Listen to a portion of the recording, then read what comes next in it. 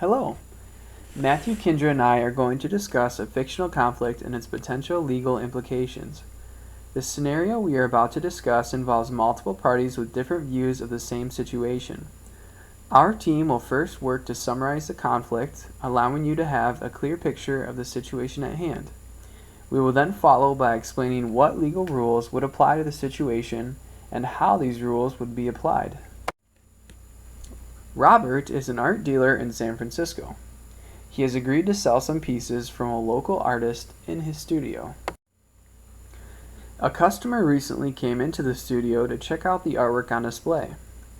The customer offered to purchase one of the pieces from the local artist and agreed to pay Robert the full asking price. Robert did not orally agree to the deal, but he did take the money for the piece from the customer. Upon writing up the receipt for the customer, Robert was informed by his assistant that another customer had just called in and offered to purchase the same piece of artwork for double the asking price. Robert then told the first customer that he would not sell the piece of artwork to him. Robert argued that the sale was not final because he had not given the customer a receipt. The customer sued. Who should win the suit, Robert or the customer? If the customer wins, what exactly should he win? There are 4 requirements of a valid contract. The first requirement is agreement. An agreement to form a contract includes an offer and an acceptance. One party must offer to enter into a legal agreement, and another party must accept the terms of the offer. The second requirement is consideration. Any promises made by the parties must be supported by something of value received or promised to convince a person to make a deal. The third is contractual capacity.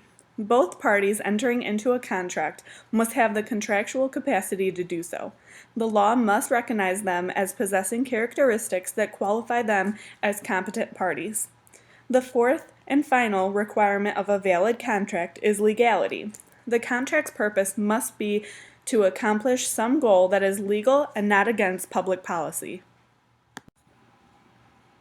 This scenario goes back to the basic requirements of a valid contract. Robert and the customer did have a contract. They had an agreement. Robert put a price on the painting. He put an offer up on the painting, and the customer accepted that offer. Consideration came when the customer was giving money to Robert. And by the customer giving the money and Robert taking that money, they had then both accepted the agreement of the customer buying the painting.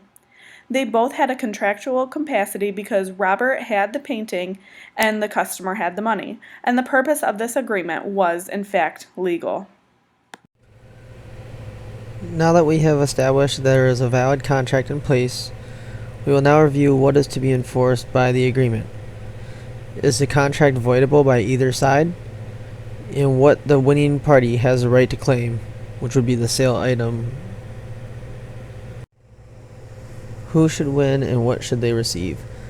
The customer should win the item for the price of the painting he was initially offered. Robert, as the seller, must release the painting of the item as there was an exchange of physical cash as acceptance. Meeting the full requirements of a valid contract, both parties must fulfill each side of the agreement. In conclusion, in the case of Robert versus customer, we found that the customer would either win the original sale price of what he paid or nominal damages in court. Because there was an agreement, consideration, and contractual capacity between both parties, it binded a legal contract. Both parties must adhere to their side of the agreement, which would be the sale of the painting and the cash which the customer presented at the time. Nominal damages do not always settle for large amounts in court, but sometimes it's more about pointing out the ethical issues with the sale and doing what's right. Thank you for listening to our presentation, and we hope you enjoyed.